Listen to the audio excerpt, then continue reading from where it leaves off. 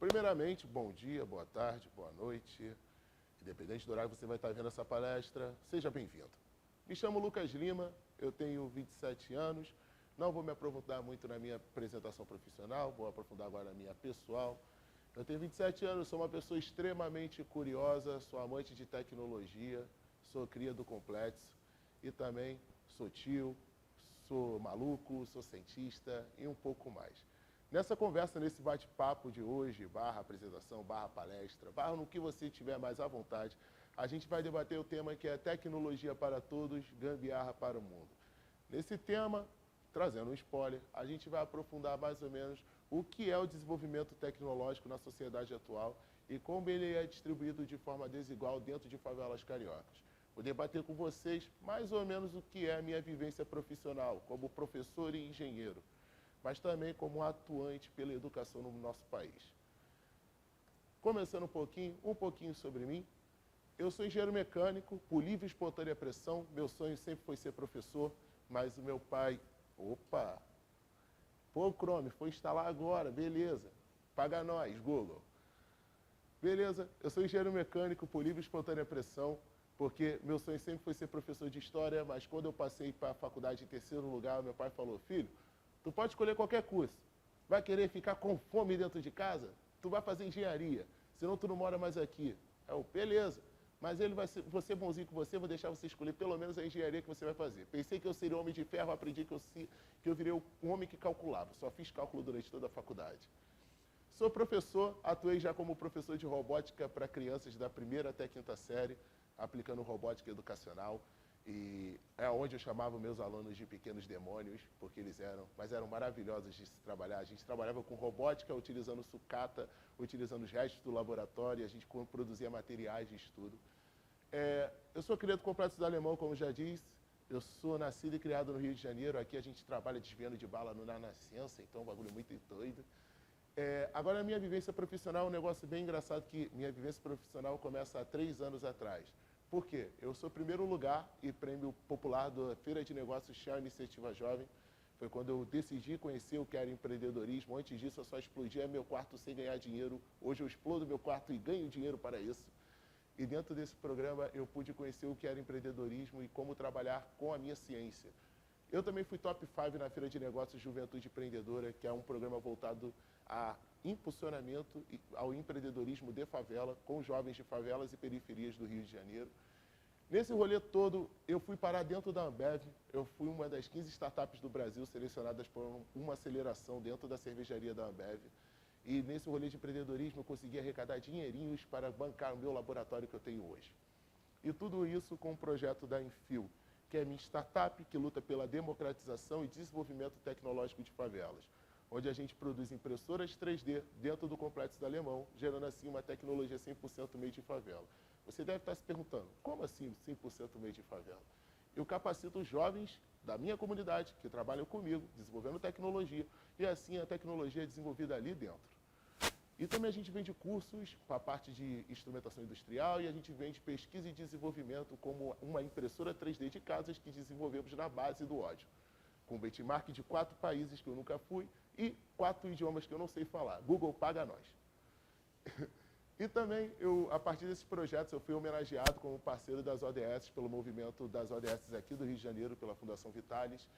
Fui pró-líder em busca de entender melhor como funcionava a política do nosso país. Eu me inscrevi em programas de liderança. Em 2020, eu pude conhecer pessoas incríveis do país todo, como a Micaele, que tinha na época 17 anos e descobria asteroides pela NASA. Então era um bagulho bem doido. Fui palestrante TEDx, o meu momento de fama, quando eu palestrei no TEDx São Paulo e TEDx Savassi, falando também sobre gambiarra e desenvolvimento tecnológico em favelas. E esse daqui é o meu momento singular. Eu sou homenageado pela Be Good, a fundação da Beyoncé. Chora, Rio de Janeiro. Então, fui ser reconhecido por um artista que eu amava na minha terra. Foi um negócio muito doido e eu fui reconhecido pela tecnologia que desenvolvo dentro de favelas aqui no Brasil. E agora, por causa desse rolê todo aleatório no qual eu me insiro, eu sou top 50 global pela Young Global Changer. Ou seja, eu tenho acesso à cúpula do G20 desse ano. Não vou para Berlim, mas vou estar assistindo online. Esse é quem eu sou e um pouco do que eu fiz. Isso num período de 3 anos. É doideira demais, né? Mas beleza. Pra gente... Quantos anos? Eu tenho 27. Valeu pela pergunta, jovem. Mas beleza, para a gente entrar num assunto, o que é tecnologia para todos e gambiarra para o mundo, a gente tem que entender o que é o abismo social e tecnológico aqui do Rio de Janeiro. Quando eu falei para vocês que eu atuava como professor, eu não atuei como professor de escola pública, atuei como professor de escolas particulares, da parte central até a zona sul do Rio de Janeiro. E foi quando eu comecei a entender como funcionava a educação no meu estado. Porque eu dava aula em escolas que os pais tinham alto poder aquisitivo, sendo que a escola do lado da minha casa mal tinha um laboratório de informática, ou mal tinha acesso à internet. Então, quando a gente fala de tecnologia no nosso estado, a gente tem que entender que existem dois estados dentro do Rio de Janeiro. O estado, o antes, que é aqui onde a gente se insere, Zona Norte, favela, periferias, e o estado depois do túnel, onde tudo acontece e tudo chega nas pessoas. Então, quando a gente debate sobre tecnologia para todos, é porque no mundo atual ela já está aqui, só que ela não chega a todos e não chega na linguagem correta. Entendendo isso, para aplicar tecnologia, como eu disse para vocês, dentro da minha região do Complexo do Alemão, eu tive que primeiro conhecer ela toda. Por quê? Eu sou morador do complexo desde quando eu nasci, até hoje. E até hoje eu não consegui conhecer 5% da comunidade que eu moro, que é grande pra caramba. Então eu tive que entender, fazer um estudo territorial do Complexo do Alemão e entender também o IDH dessa região, para entender como era a aplicação de saúde, segurança, educação, o desenvolvimento local. E a partir daí a gente está falando de uma área de quase 3 quilômetros quadrados. É coisa pra caramba, é gente pra caramba. IDH, para vocês terem noção, nosso IDH é de 0,711. Traduzindo, Complexo do Alemão é considerado um bairro pelo estado do Rio de Janeiro. Estamos em último lugar de desenvolvimento humano. Então, para vocês verem um baque da minha realidade para a realidade com a qual eu dava aula. E falando de população jovem, que é da qual eu me insiro, porque eu ainda sou jovem, inclusive, não é essa barba que está mascarando, a população jovem de 15 a 29 anos é, em média, 32% de toda a população do Complexo do Alemão. Então, tipo, de uma população de quase 70 mil habitantes, 32% ser uma população jovem, onde que a gente está falando ali, uma população economicamente ativa e uma população que está buscando crescimento na parte de educação, desses 32% fica relevante que quantos dessa população não tem uma educação de qualidade? Ou não chega uma educação com uma linguagem correta para todos esses jovens? Quase 100%, meu querido. Existem balas fora da curva, entendeu? Existem pessoas geniais dentro da comunidade que não vão ter acesso à educação, ou porque o Estado não quer, ou porque simplesmente não tem acesso à informação. Como eu só fui ter acesso à informação de tecnologia com 23 anos, descobri que isso também dava para ganhar dinheiro e ser um mercado. É bem complicado. E 27% dos jovens entre 15 e 17 anos, das 13 favelas do Complexo do Alemão, estão fora das escolas. Isso é uma pesquisa de 2021, ano passado. Se a gente for comparar esse dado com a realidade atual, onde que as escolas estão voltando presencial aos poucos, e a evasão escolar com certeza foi muito maior do que esse dado revela, por quê? Quando falamos de tecnologia dentro de favelas, falamos também acesso à informação. Acesso à informação, falamos de internet. Sendo que 52% dos moradores de comunidade não têm acesso a uma internet de qualidade. E quase 80% desses moradores é um celular para uma família de 5 pessoas. Com certeza essa evasão foi muito maior do que esse dado fala. Beleza. E para a gente chegar no tópico de tecnologia para todos, eu volto no tópico da minha startup.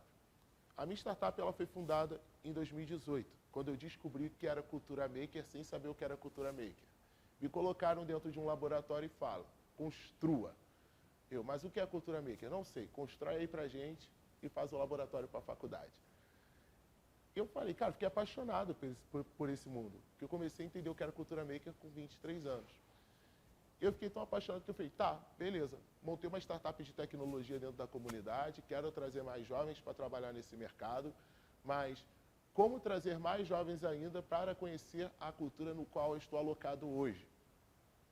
E foi aí que eu decidi fazer uma pesquisa local no Complexo do Alemão, onde eu fui para a rua, um caderninho, uma prancheta, e eu fui fazer uma pesquisa populacional do que era cultura maker. E eu perguntei para 30 jovens aleatórios: cara, você sabe o que era cultura maker? 100% me respondeu: não, não sei o que é cultura maker, não faço a mínima ideia o que é isso, como se aplica, dá para ganhar dinheiro, pô, é um mercado, ninguém sabia me responder.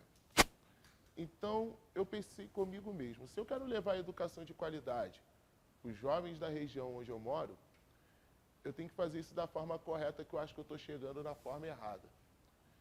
E foi aí que eu pensei uma frase de um dos maiores educadores que a gente teve no nosso país, que foi de Paulo Freire. Paulo Freire, ele falava que ensinar trata-se de aprender a ler uma realidade para depois, em seguida, você ter o poder de reescrever essa realidade, você transformá-la. E foi aí que eu entendi, cara, eu estou querendo ensinar uma cultura que eu via na zona sul do Rio de Janeiro, com uma linguagem totalmente gourmetizada, elitizada, ainda por cima em inglês. Ou eu estou sendo muito Zé Ruela, ou eu estou sendo muito maluco de tentar trazer um negócio que não é da realidade desses jovens. E foi aí que eu dei um estalo, eu falei, cara, se tem que mudar uma realidade e tem que entender a cultura local, eu vou refazer a pergunta. E eu perguntei para todos esses jovens: você sabe o que é gambiarra?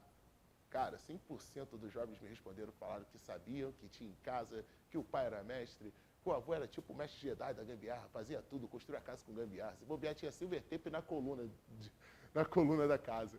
Mas deu para entender aqui, eu só vou chegar ensinando tecnologia dentro da favela e dentro da periferia se eu mudar a minha forma de ensinar.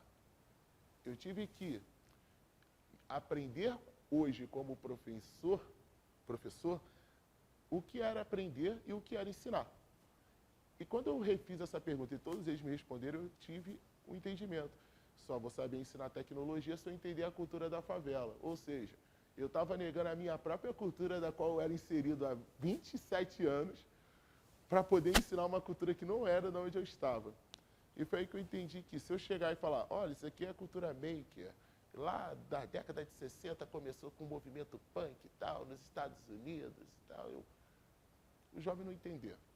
Aí quando eu falo o que era gambiarra e que o que o avô dele fazia era uma forma de design, uma forma de tecnologia, que emendar um fio e botar uma fita isolante vai muito além do que um reparo técnico, vai muito além do que um remendo. E foi aí que eu comecei a falar sobre tecnologia e a gambiarra, para mim, foi a forma de acesso dentro da minha favela. Hoje eu ensino tecnologia para jovens na linguagem da gambiarra. Hoje eu falo que, aleluia, eu sou uma testemunha da gambiarra. É nesse pique. Mas eu tive também que tirar alguns preconceitos da palavra gambiarra. Porque quando eu chegava para me apresentar em seminários de educação, falando com educadores que trabalhavam há 20, 30 anos no mercado de educação, eu tive que desmistificar o que era gambiarra. Quando a gente procura no dicionário da língua portuguesa, gambiarra é uma extensão de fio com uma tomada na ponta e um bocal de lâmpada no outro. Então, isso é gambiarra. Mas a gambiarra tem uma linguagem que eu não gosto, que falam que ela é mais ou menos que um serviço elétrico mal feito, ou seja, um gato de luz. Gambiarra não é isso. Para pessoas que vêm da onde eu venho e também têm um acesso do qual eu tive a tecnologia, a gambiarra é um design 100% brasileiro, uma tecnologia 100% tupiniquim.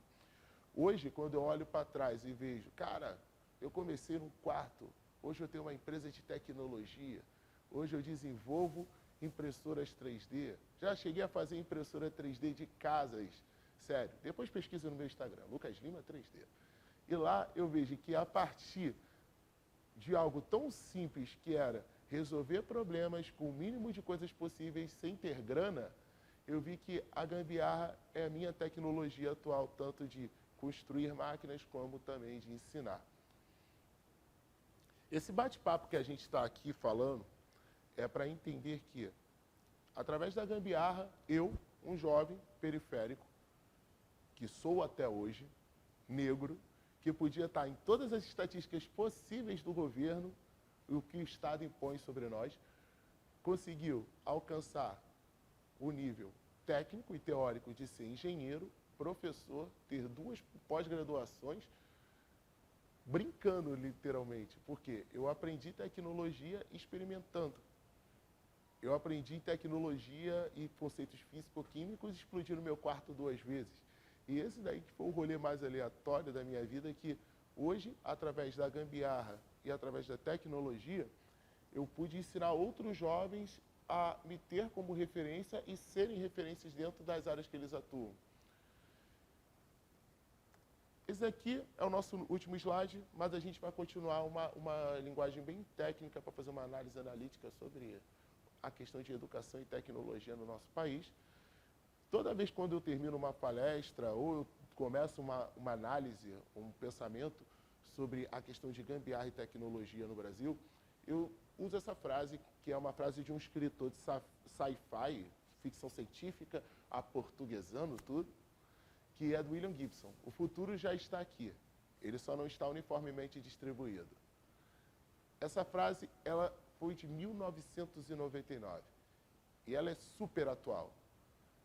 Quando lá atrás eu falo da questão da discrepância, do abismo social do meu estado, e eu falo que na escola onde eu trabalhava, onde jovens de 6 anos de idade tinham acesso à programação, robótica, laboratório maker, internet na escola, um notebook para cada aluno, a gente pode ver que o futuro já está aqui. Só que decorrência de um Estado, decorrência da política, decorrência de governantes, ou mesmo do racismo estrutural, ele não vai chegar a todos. Mas vale de nós, atores, ativistas pela educação, pessoas amantes por educação, amantes por tecnologia, fazer também a nossa parte e distribuir esse futuro. Hoje eu faço isso falando com jovens, ensinando, mas você aí, meu jovem, ou jovem, porque agora tem vários tipos de linguagem atual, e isso é maneiro demais. Vocês todos, estou aprendendo, podem levar isso para a comunidade de vocês, escolas, bairros, ensinando o que vocês sabem para outros jovens. Tecnologia não é somente apetrechos ou gadgets, ou simplesmente computadores, tablets de última geração, óculos de realidade virtual. Tecnologias também são metodologias de ensino e a forma que você ensina. Hoje, eu tenho uma liberdade muito grande de estar aqui na frente de todos vocês e falar com uma linguagem totalmente informal. Porque, através de todas as especializações que eu fiz no decorrer da minha carreira, eu notei que com a linguagem informal eu consigo impactar a vida de mais jovens. Então, se vocês podem utilizar a tecnologia para impactar a vida de jovens ensinando, é a melhor coisa que vocês fazem. Mas, encerrando o nosso papo, mas quem quiser pode tornar isso um bate-papo, como temos 2 pessoas aqui maravilhosas assistindo, a gente deve entender que, Lucas, você está falando de uma forma muito fácil que levar a tecnologia para todos é algo muito básico. Agora, eu, Lucas Lima, falando como educador que sou hoje, eu falo que não é fácil, mas podemos fazer isso. Mas primeiro devemos também nos desconstruir como educadores atuais. Por quê? Levar a educação para uma educação tecnológica para todos, devemos também entender que atualmente a gente tem uma escola do século XX com alunos, com professores a gente tem uma escola do século XIX com professores do século XX e alunos do século XXI. O engraçado é que, se a gente quer uma educação, um futuro bem distribuído e uniforme, isso não vai acontecer com a educação atual. Eu vou ser bem sincero. Eu não quero aqui destruir a imagem do educador. Eu não quero aqui falar mal dos professores, muito menos do que isso, que eu também sou professor. Eu quero aqui fazer um apelo a todos os professores.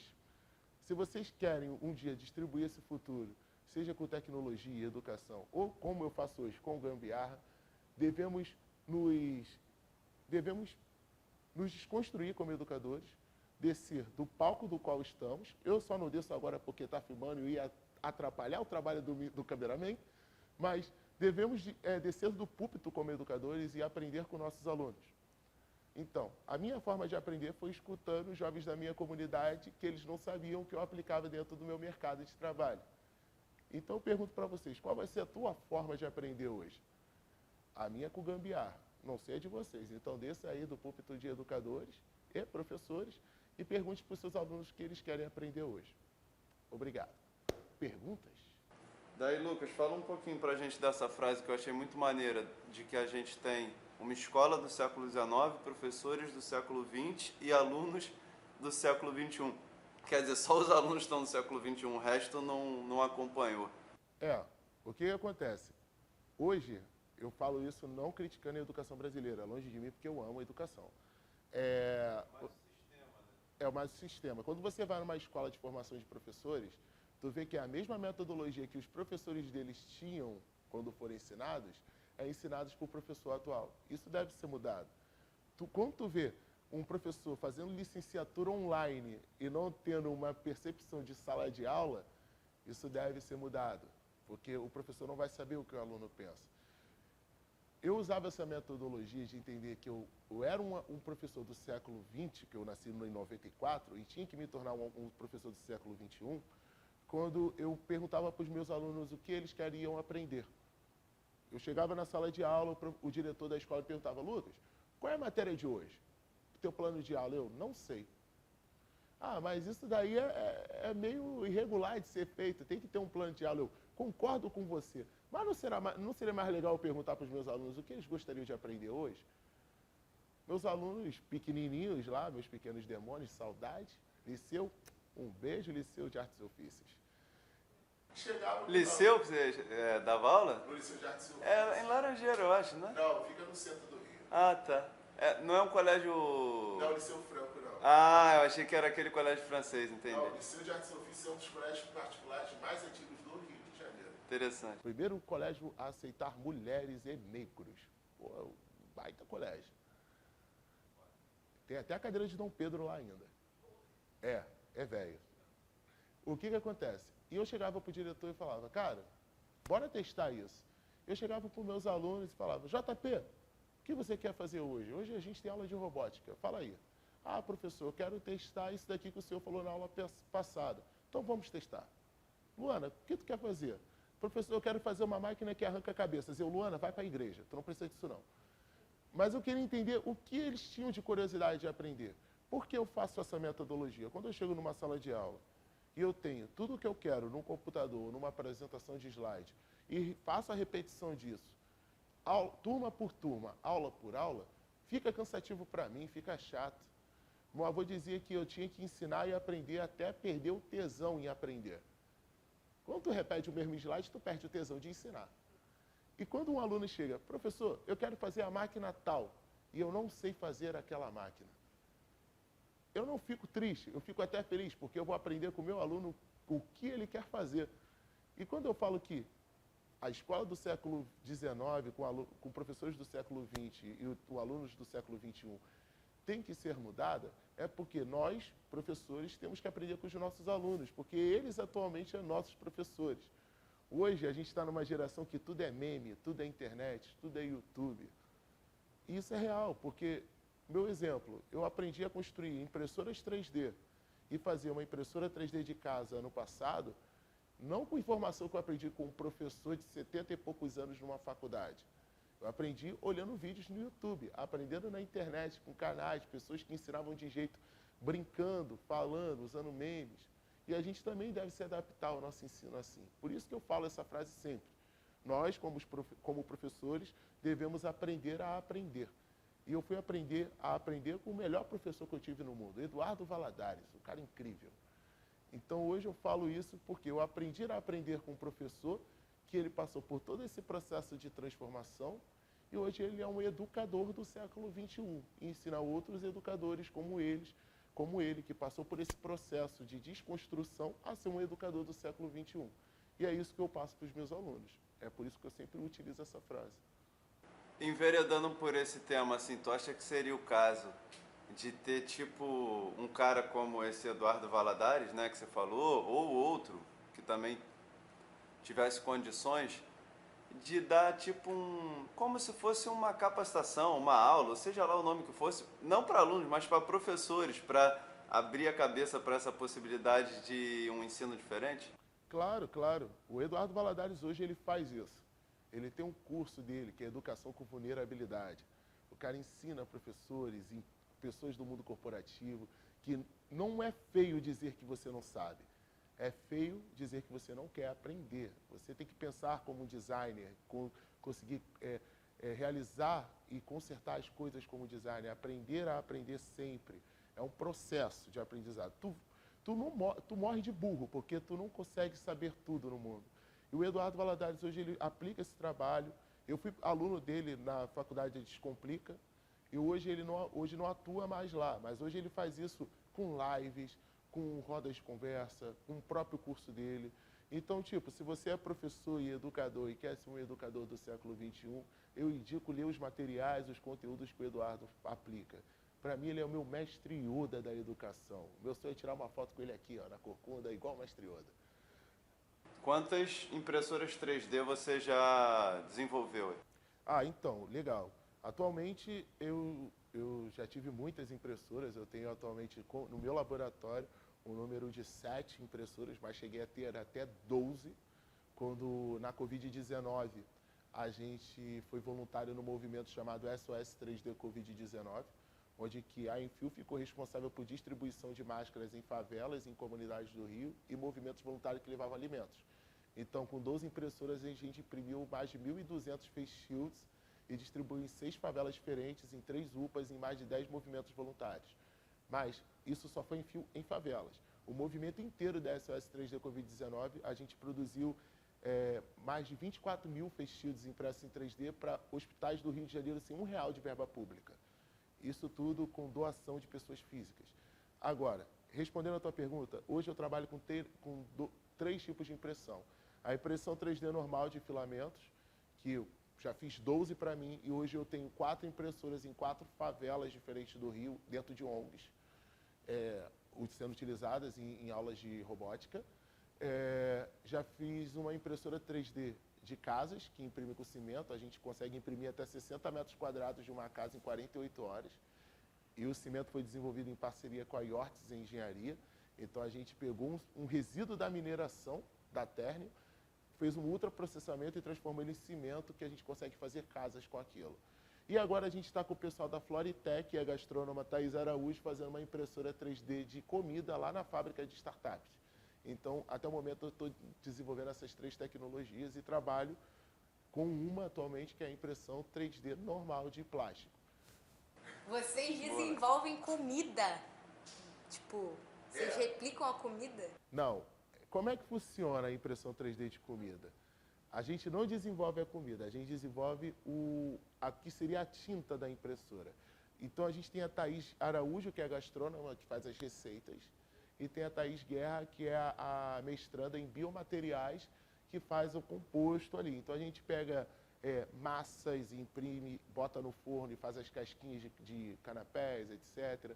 A gente pega a pasta, que é feita à base de carne, ou carne vegetal, ou a gente usa gels alimentícios com sabores.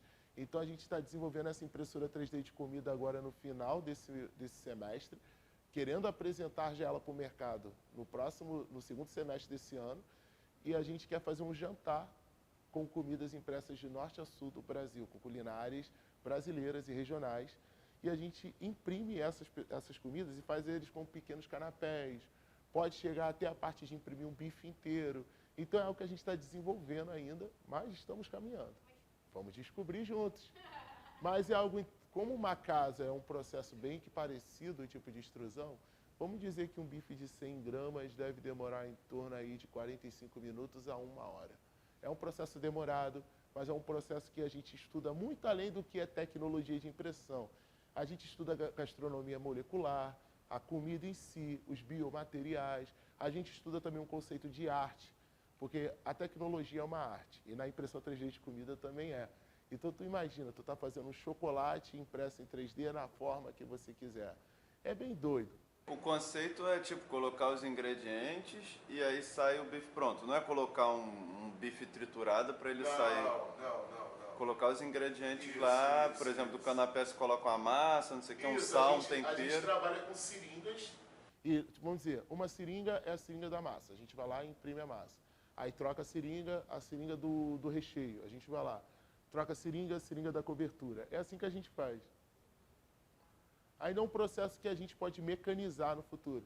Mas como para a gente é bem atual essa tecnologia, a gente está desenvolvendo a Calango Print lá, que é a nossa impressora.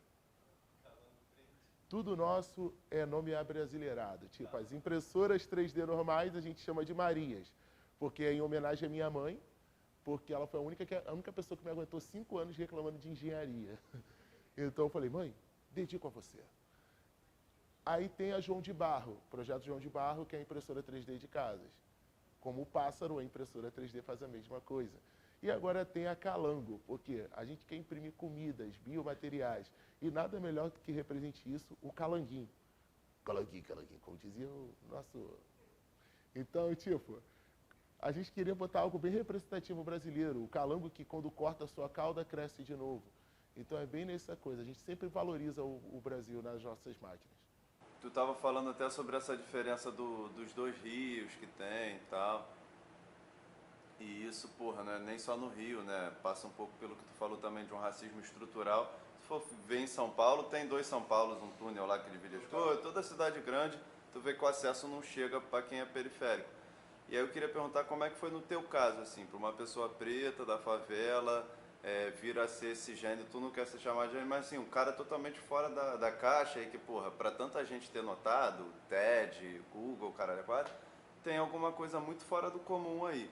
No teu caminho especificamente, como que foi assim para esse preto de favela vencer? Teve a ajuda de um projeto social que de repente te iniciou nesse mundo? Teve de repente a ajuda da política de cotas que, querendo ou não, pô, teve um papel super importante para o ingresso na universidade? Como é que foi um pouco o teu caminho assim? Cara, o meu caminho foi a questão de oportunidade, né? Eu aproveito todas que me foram dadas.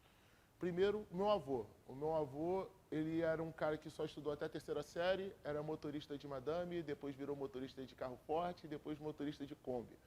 E o meu avô aprendeu lá na casa da madame que os filhos dela falavam inglês, estudavam em escolas boas e tinham sempre um futuro incrível e aquilo era por causa da educação. Então, o meu avô, ele me deu a oportunidade, o privilégio de sempre pagar pela minha educação, mesmo que não pudesse. Começa aí a primeira oportunidade. A segunda oportunidade tem um nome e sobrenome, o Wilson Cardoso. O professor Wilson Cardoso, ele fez um projeto chamado Olimpíada do Saber, que era financiado pelo Rotary. E esse projeto, ele infelizmente não teve mais apoio por causa da Covid e muitas faculdades e escolas fecharam. O que o professor Wilson Cardoso fazia? Ele ia em escolas particulares da classe C e D e oferecia a oportunidade de fazer uma prova, uma gincana de conhecimentos gerais, e você tinha a oportunidade de ter uma bolsa de estudos. Eu fiz em 2013 e não passei, e fiz em 2014 e ganhei 3º lugar. E dali eu pude escolher qualquer curso que eu pudesse fazer na faculdade da qual eu estudei, que foi na Uniswan. E ali eu escolhi engenharia mecânica. Tu saiu do colégio e aí pôde fazer faculdade por conta desse... Por causa do professor Wilson Cardoso. Isso daí, eu saí do colégio e entrei na faculdade 3 dias depois da formatura. Então não tive descanso, não pude fazer meu mochilão, não pude conhecer o Nordeste brasileiro. A outra oportunidade foi que eu conheci uma pessoa que hoje é minha mentora e que me estendeu a mão quando eu tive a ideia do projeto da Enfio. Quando você é cientista, trabalha com tecnologia, inovação e educação no Brasil, tu não vai receber apoio do governo. Até porque o governo não quer que você desenvolva isso e não crie pensamento crítico nos jovens. Então eu tive uma pessoa chamada Priscila Cadete, que hoje é a minha consultora, ela é da Cadete Consult, uma mulher negra, uma mulher que é cantora lírica, empresária, dona de 3 empresas, hoje levando empreendedorismo negro para o mundo. E ela falou assim, Lucas, vou te mentorar, mas eu não tenho como pagar, não perguntei quanto você vai pagar, vou te mentorar de forma gratuita. E hoje a Priscila, ela me mentora, é como se fosse a minha segunda mestre Oda também. Eu tenho o mestre Oda da educação e tenho o mestre Oda na parte do empreendedorismo. E, cara, e atualmente eu tive uma série de oportunidades, seja a Be Good, seja também o TED, que chegou e falou, Lucas, a gente vai falar sobre um TED só sobre favelas, queremos você palestrando. E aconteceu. Eu falo que comigo, eu não fui cotista, mas com certeza eu seria, porque eu não teria condições de pagar uma faculdade de engenharia, eu não teria condições de pagar uma faculdade. E mesmo se eu fosse, eu ia agradecer pelo sistema de cotas. Ele levou muitos amigos meus a serem incríveis empresários, empreendedores, professores, educadores, médicos, engenheiros, como hoje eu tenho no meu círculo de amigos. Então, cara, para eu chegar onde eu cheguei hoje, foram sucessíveis oportunidades que apareceram, eu agarrei todas. Hoje, quando eu chego para um aluno meu, eu falo, cara, tá fazendo o quê? Ah, eu estou fazendo faculdade de tal, quero estudar design, quero aplicar isso. Pô, ter uma bolsa numa universidade lá fora que paga para você em dólar, fazer pesquisa. Hoje, eu faço o que não fizeram por mim. Não é pagar bolsas, etc. É dar informação. Porque com informação a gente consegue muita coisa. Eu só fui saber o que era empreendedorismo com 23 anos. Eu só fui saber o que era um edital com 24. Eu só fui saber o que era editais de incentivo fiscais com 25. E hoje eu repasso isso para ONGs, pessoas que querem aplicar projetos culturais, etc. A gente monta isso junto. Então eu falo, cara, eu tive a oportunidade de ter educação e hoje eu tenho a oportunidade de levar a educação e informação também para essas pessoas. Foi assim que eu consegui ser o Lucas Lima que eu sou hoje.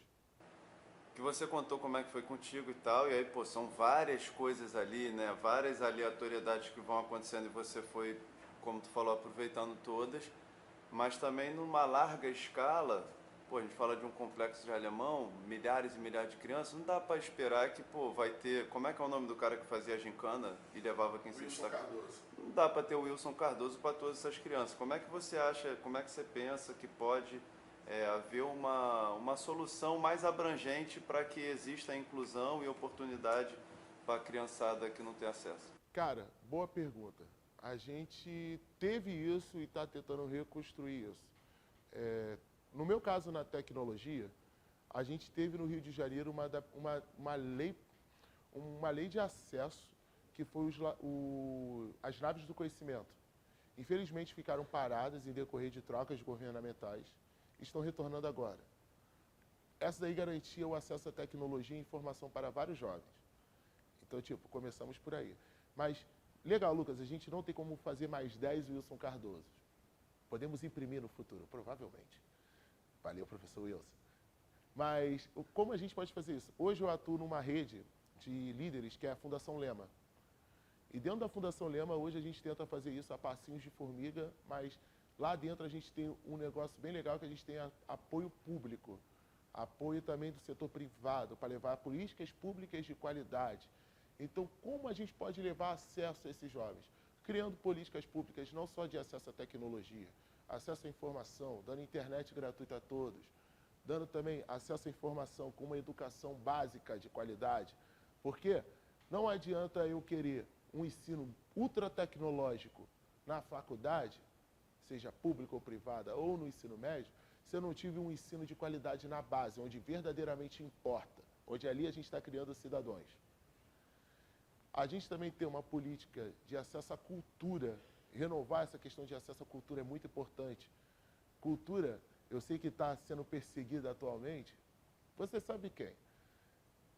Mas a cultura é importante na formação de um cidadão, ainda mais quando você leva essa cultura para dentro de periferias. Então, como é que eu vejo isso chegando a mais jovens?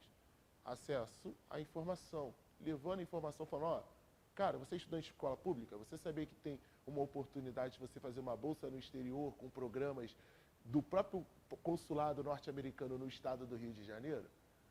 Você sabe que tem uma escola de programação ali na Binária do Porto, que é 42 Rio, que você pode fazer programação de forma gratuita. E é uma escola que veio da França, cara. E não é só no discurso não, porque você já estava pregando a palavra aqui para lá, chegou e já estava falando a 42 Rio. Sim. Passa por aí, né? Por espalhar também a informação. Cara, aonde hoje eu me dedico aonde eu pôr o meu pé, eu tento levar o máximo de pessoas dos meus comigo.